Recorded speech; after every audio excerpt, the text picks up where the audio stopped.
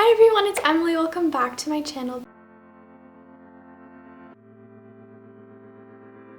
Today I am sitting down and I'm filming the very highly requested basics of Procreate / how I make my digital illustrations.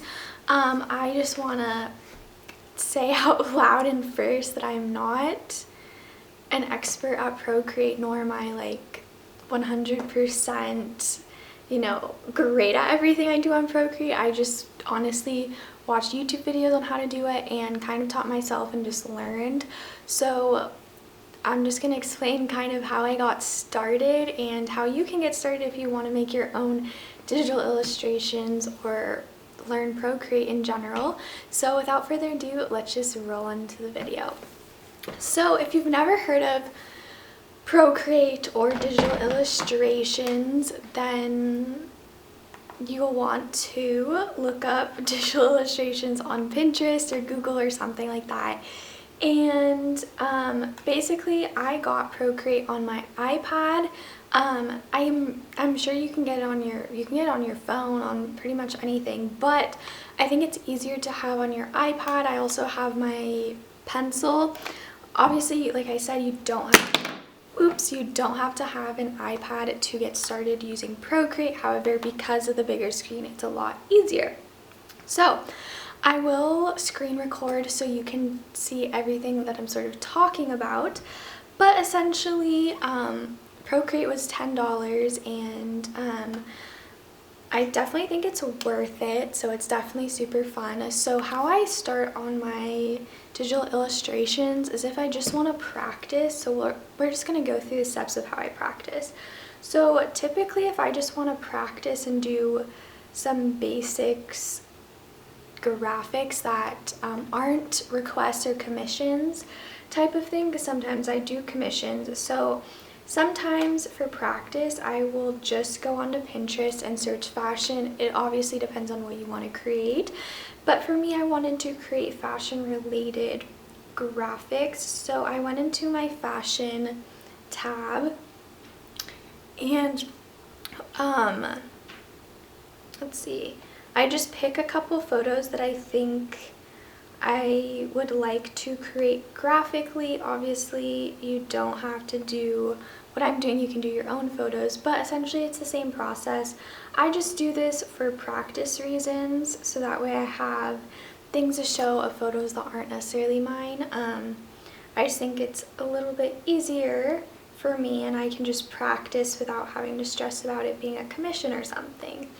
So I usually just pick a bunch of different photos on here, and then when I'm ready, I will go to Procreate and I will insert the photo, and then I have the photo in. So that is the photo that I'm going to be doing.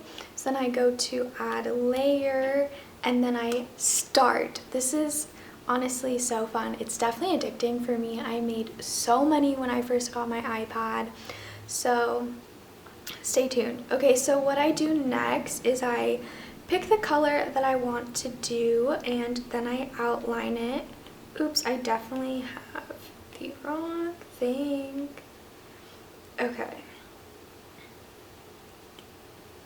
Okay, then you outline what you want to color in, so to speak, and then when you have an outline you can make adjustments as well, but outlining it just gives it like the easiest way to kind of get the color in to the thing, and then you can into the shape you want it, and then you can go from there, of course, and fill in anything that maybe got missed, and then you continue to add layers until you get the final product.